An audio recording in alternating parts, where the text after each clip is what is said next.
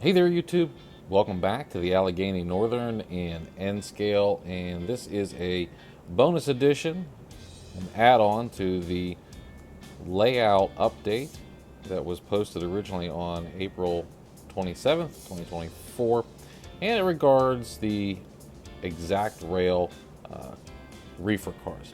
And if you recall, I was telling you I was totally stoked about finding these because I had two of them and I really liked them, and I found three more, and super awesome. And then as I was running them, I started having derailment issues, and I went, crap, is it because I turned the air conditioning on and now I got expansion contraction? And then a user actually marked that they had issues with theirs because the wheel sets were too high on the car body and they were actually rubbing. And sure enough, I went into my old cars and there are spacers underneath it. So obviously I had found that issue out and I had fixed it.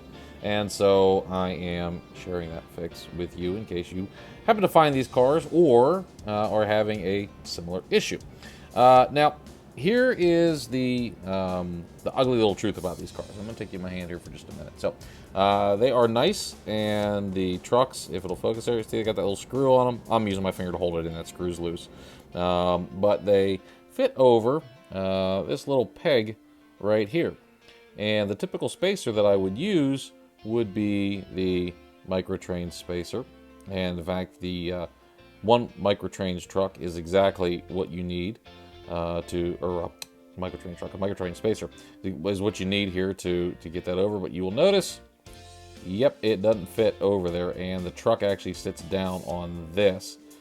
So that is the issue. So microtrain's spacer is not big enough, and you could take the time and hollow these things out and whatnot, but man, that's a lot of work. And I don't recommend doing that necessarily because there's an easier way to do it. And I think Exact Rail, somebody there didn't math correctly and didn't realize that the profile of the wheel that was not enough spacer. So the solution, and it's quick and it's ugly, but it works, is simply to cut the spacer in half and glue it on like so. And you can do a better job than I did there.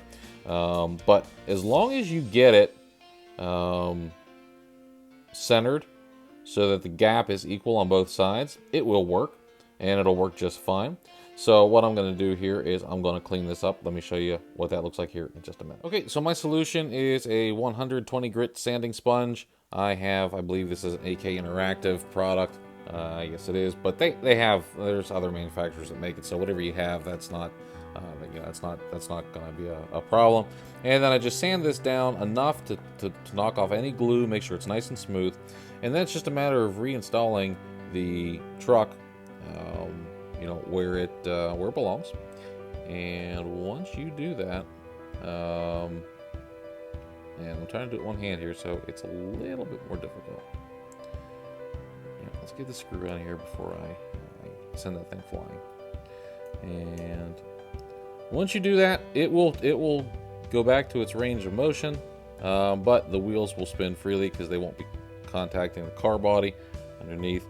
And that little spacer does not add I don't know if you can see that or not there with the light, but it does not add enough height that it looks funky. And I'm just trying to get this to focus, which it doesn't want to do.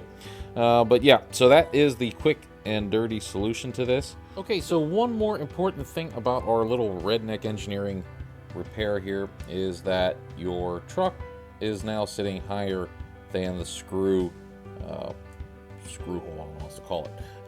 And so when you reinstall this, and bear with me because I'm doing it left-handed and I'm not left-handed, you need to make sure that you've got a couple of things. One, you need to have enough play in the truck that, one, it wobbles a little bit back and forth. See how we're wobbling here? You want to have that because you need your car to rock slightly. If it's rocking too much or it's shaking, then you need to tighten the screws a little bit. And it needs to be able to rotate freely. As long as it's doing that, you're going to be fine. But just make sure that you have enough movement in your truck to prevent it from binding. Otherwise, you're going to have a whole another set of issues trying to run these cars on your layout. Okay, so if you did everything correctly, then you should get quiet running cars that do not squeak when you have them go around curves, and you actually will notice that the height of your couplers is corrected because they sit a little bit low, but once you put that spacer in there, you raise the body of the car up just a smidge, and that smidge is what it takes to get the couplers in alignment and to micro train standard.